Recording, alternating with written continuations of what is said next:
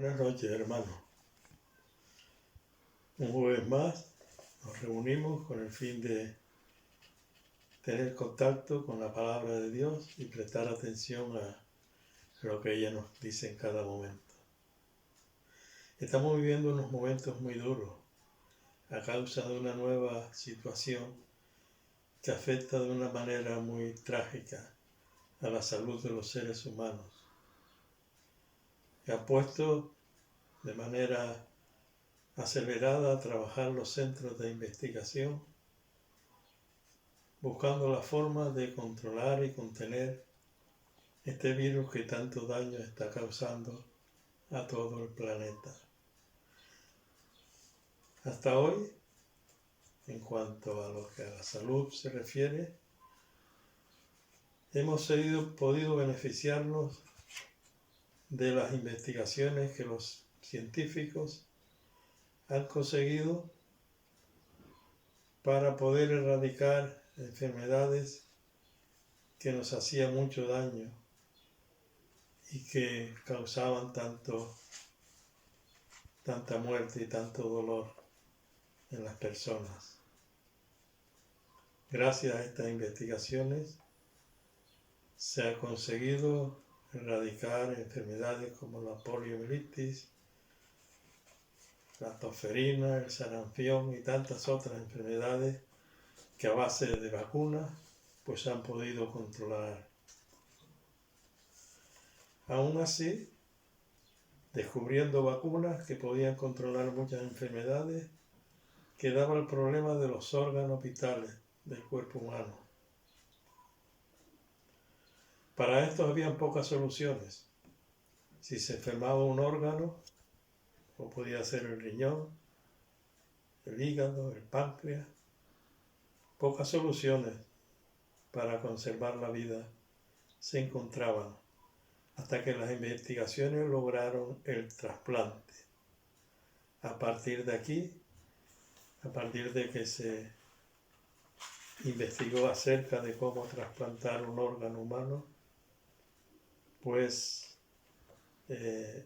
la vida del hombre se ha prolongado algo más.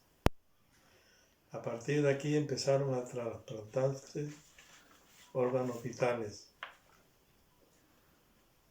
El primer órgano que, al menos que yo conozca, que se consiguió trasplantar fue el corazón.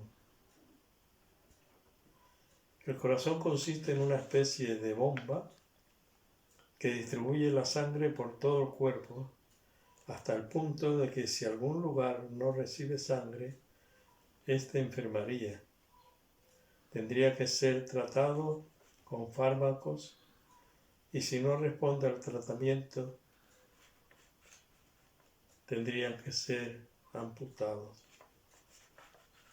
Pero gracias al buen funcionamiento del corazón, esa bomba que distribuye la sangre, pues se ha conseguido tratar muchas enfermedades que se refieren al funcionamiento del corazón.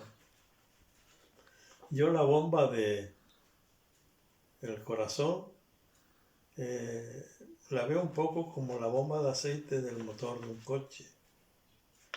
Esta es una bomba que a pleno funcionamiento hace que el aceite llegue a todos los lugares del motor donde se produzcan rozamientos y de esa forma se consigue que el motor funcione bien.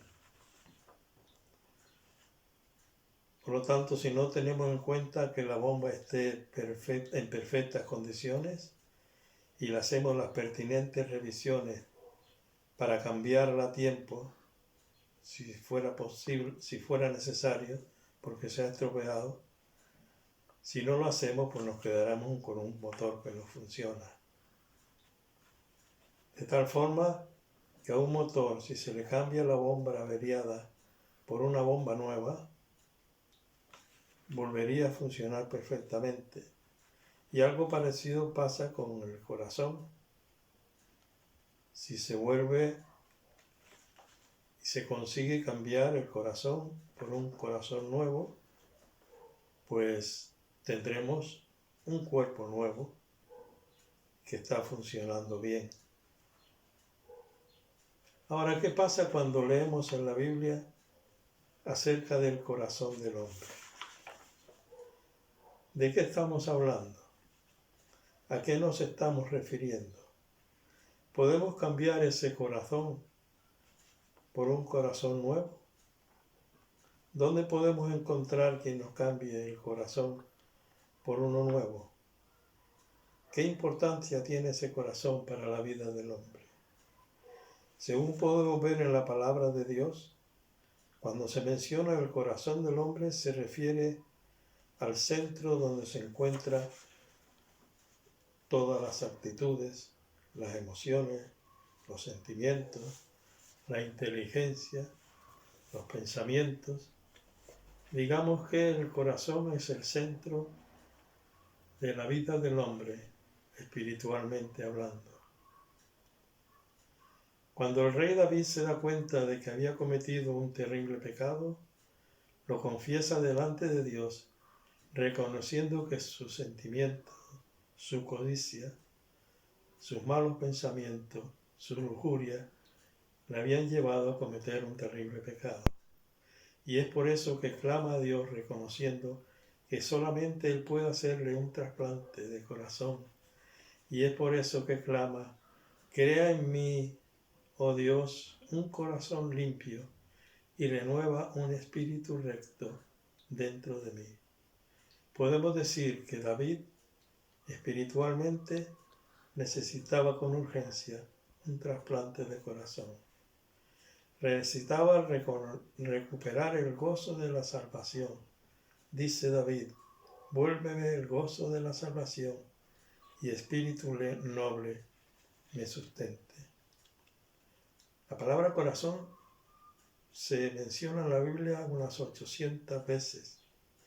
Y la primera vez que se menciona es en el libro de Génesis, capítulo 6, y los versículos que hemos leído del 6 en adelante. Y se refieren al hombre, a su comportamiento y como solo pensaba en el mal. En el versículo 5 leemos, y vio Jehová que la maldad de los hombres era mucha en la tierra, y que todo designio de los pensamientos del corazón de ellos era de continuo solamente el mal. Ya el hombre no era en su comportamiento el mismo que Dios había creado. Cada vez se apartaba más de Dios, a pesar de todas las pruebas que Dios había dado de su fidelidad y del cumplimiento de sus promesas. Pero del momento en que el hombre dio entrada al pecado en su vida, todo cambió para él. En el versículo 6, de lo que ya hemos leído, dice, y se arrepintió Jehová de haber hecho hombre en la tierra, y le dolió en su corazón. Los pensamientos de Dios cuando crió al hombre no se correspondían con la forma en la que el hombre se estaba comportando. Dice el versículo 27 de Primera de Génesis. Y creó Dios a su imagen, a imagen de Dios los creó. Varón y hembra los creó. Leyendo los versículos que siguen a este versículo, yo entiendo que Dios creó al hombre como algo superior a todo lo que había creado, por lo que le dio autoridad sobre todo lo creado. El hombre fue puesto en un lugar donde no les faltaba de nada. Podían disfrutar de todo lo que tenían a su alcance, pero con una excepción. Y precisamente esa excepción fue lo que usó el diablo para poner a prueba la obediencia del hombre. El diablo consiguió entrar en el corazón del hombre, o sea, en sus sentimientos, en su codicia, en su curiosidad, que fue precisamente la que le llevó a separarse de Dios. Por todo esto y la situación en la que se encontraba el hombre en el momento de la historia que estamos viendo, es por lo que hemos leído, y se arrepintió Dios de haber hecho al hombre y le dolió en su corazón. Fue tanto el dolor que le produjo a Dios el comportamiento del hombre, que dio lugar a que pronunciara las palabras que leemos en el versículo 7. Y dijo Jehová: raeré de sobre la faz de la tierra a los hombres que he creado, desde el hombre hasta la bestia, y hasta el reptil, y hasta las aves del cielo, pues me arrepiento de haberlo hecho. Era tan grande la decisión que Dios estaba llevando con el comportamiento de los hombres, era tan profundo el dolor que sentía en lo más profundo de su corazón, que estuvo a punto de acabar con todo lo que tenía vida, el hombre y los animales, es decir, la culminación de su creación. Estas palabras me han hecho que me haga una pregunta. En alguna ocasión hemos vivido una decepción con algún familiar, algún amigo, algún hermano en la fe, alguien que hace poco hemos conocido y nos hemos arrepentido de haberlo conocido. El dolor que sentimos nos conduce a tomar la decisión de romper los lazos de amistad e incluso lazos de familiaridad cuando nos sentimos decepcionados, cuando sentimos que no obran como nosotros pensábamos que debían obrar. Qué triste es ver situaciones a nuestro alrededor en las que se dan estas situaciones. Amigos desde la infancia que no se tratan, familiares que no se hablan entre ellos, incluso hermanos en la fe que dejan de relacionarse.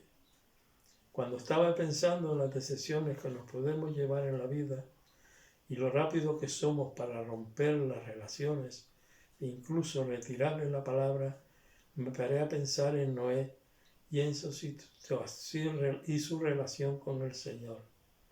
Me pregunté, ¿cuántas veces el Señor habría sentido deseo de acabar con una congregación en la que no todos sus miembros caminaban en los caminos del Señor? Siguiendo la lectura de los versículos que estamos viendo, leemos lo siguiente. Pero Moisés halló gracia entre los ojos de Jehová. Esta misma palabra leída en la Nueva Traducción Viviente dice, pero Noé encontró favor delante del Señor. ¿Quién era Noé? ¿Y qué vio el Señor en Noé? El versículo 9 nos dice que Noé era varón justo, era perfecto en su generación. Con Dios caminaba Noé. Qué importante es esta expresión con la que termina este versículo. Con Dios caminaba Noé. ¿Saben por qué hay tantas congregaciones activas a las que no ha destruido Dios? Yo pienso que porque hay muchos Noé en estas congregaciones que forman parte de ellas, hombres y mujeres que como Noé hallan gracia a los ojos del Señor, hombres y mujeres que han caminado y siguen caminando con el Señor. Hombres y mujeres que hallan gracia a los ojos del Señor en cada una de las congregaciones que forman parte de la Iglesia Universal del Señor. Y es por lo que el Señor sigue teniendo misericordia y dando lugar a que muchos, los que como Noé, anden en sus caminos, los caminos del Señor. El Señor tiene una paciencia que no tenemos los humanos. Enseguida queremos romper, queremos alejarnos cuando nos sentimos decepcionados, pero el Señor no. Gracias a Él que encuentra en cada congregación de hermanos, hombres y mujeres como Noé. En la palabra del Señor encontramos serias advertencias de lo que sucederá en la segunda venida del Señor Jesús. Y aunque no lo tengamos en cuenta con la seriedad que debemos hacerlo, tenemos que tener la completa seguridad de que cada promesa del Señor será cumplida. El Evangelio de San Mateo tiene un versículo como el 27 y Lucas otro versículo como el 37, en el cual cada uno podemos leer detenidamente y veremos cuáles son las consecuencias a las que se enfrenta el hombre si no conoce al Señor, si no lleva una vida agradable delante del Señor. Ay, si el hombre fuera capaz de tener en cuenta la palabra de Dios y supiera cuál ha de ser el fin de cada uno, seguramente que cambiaría la forma de comportarse. Un día, como en los tiempos de Noé, cuando todos los habitantes del planeta estén inmersos en su forma de vida, completamente alejados de Dios, con toda seguridad que todo lo anunciado por Dios ha de cumplirse, y entonces no habrá remedio para los que siguen rechazando a Dios en sus vidas. ¿Saben por qué Dios está retardando su segunda venida? El apóstol Pedro, en su segunda carta, el capítulo 3 y versículo 9, nos explica muy claro: el Señor no retarda su promesa según algunos tienen por tardanza, sino que es paciente para con nosotros, no queriendo que ninguno perezca, sino que todos procedan al arrepentimiento. Leído en la Nueva Traducción Viviente, dice: en realidad no es que el Señor sea lento para cumplir sus promesas, como algunos piensan. Al contrario, es paciente por amor a ustedes, no queriendo que nadie sea destruido. Quiere que todos se arrepientan. En el versículo 8, antes de este versículo, el apóstol nos hace un recordatorio muy importante que muchas veces no tenemos en cuenta. Dice el apóstol: sin embargo, queridos amigos, hay algo que no debéis olvidar. Para el Señor, un día es como 1000 años y 1000 años como un día. Noé no tenía que tener en cuenta el calendario para ver qué día de la semana caminaba con el Señor. Noé era un hombre justo y cabal, y además caminaba con Dios. Yo pienso que si Dios aún retarda su segunda venida, es porque en el mundo hay hombres y mujeres que, como Noé, caminan con el Señor, sin tener en cuenta para nada el calendario, solo teniendo en cuenta ser agradables a los ojos del Señor. En el libro de los Hechos, en el capítulo 2 y versículo 47, se nos deja muy claro la forma en que podemos agradar y cómo conseguir que nuevas personas se añadan a la iglesia del Señor. Dice: todo el tiempo alabando a Dios y disfrutando de la buena voluntad de toda la gente. Y cada día el Señor agregaba a esa comunidad cristiana los que iban a ser salvos. Me gusta mucho como lo dice la traducción en lenguaje actual. Juntos alababan a Dios y todos en la ciudad los querían. Cada día el Señor hacía que muchos creyeran en Él y se salvaran. De ese modo, el grupo de sus seguidores se iba haciendo cada vez más grande. Hay una frase muy importante que aparece en todas las traducciones que he visto. El Señor cada día añadía los que habían de ser salvos. Con esto podemos llegar a la conclusión de que nuestra misión como cristianos consiste en ser justos y cabales y caminar cada día con el Señor, y el resto de la obra lo hace el Señor. Si las personas con las que convivimos no pueden ver que nosotros que andamos cada día con el Señor, ¿qué les vamos a decir? ¿De qué les vamos a hablar? Si nuestra vida no refleja que es la vida de un discípulo del Señor Jesús, poca cosa podemos hablar.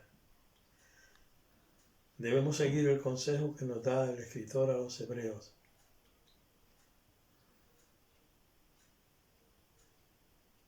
que nos consideremos unos a otros para estimularnos al amor y a las buenas obras, no dejando de congregarnos como algunos tienen por costumbre, sino exhortándonos, y tanto más cuando veáis que aquel tiempo se acerca. Hermanos, la Iglesia del Señor no se puede añadir cada día los que han de ser salvos si los que nos consideramos salvos no caminamos cada día con Jesús. El Señor Jesús nos da un mandamiento que me han oído repetir muchas veces, que nos amemos los unos a los otros, como Él nos ha amado. Y este mandamiento tiene un propósito, y así conocerán los demás que sois mis discípulos. Caminemos con el Señor, confiemos en el Señor, vivamos como el Señor demanda de cada uno de nosotros, y veremos con toda seguridad cada día lo que el Señor va añadiendo a su iglesia. Me acuerdo cuando nació mi nieta Patricia. Yo tenía 49 años en ese momento. Y muchos me decían, chacho, tan joven y con nietos.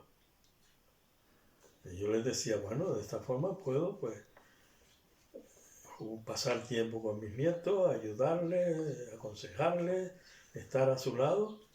Pero lo que nunca se me ocurrió pensar es el gozo que tengo hoy. Que estoy compartiendo, aunque de esta manera virtual, el púlpito con mi nieto Pablo, que tiene ahora 21 años. Y esto para mí ha sido de mucho gozo, ver cómo el Señor desde aquellos 49 años hasta aquí me ha permitido gozar de este privilegio. Hermanos, que el Señor les guarde, que el Señor les bendiga y no olvidemos las exhortaciones que el Señor nos da. Amén.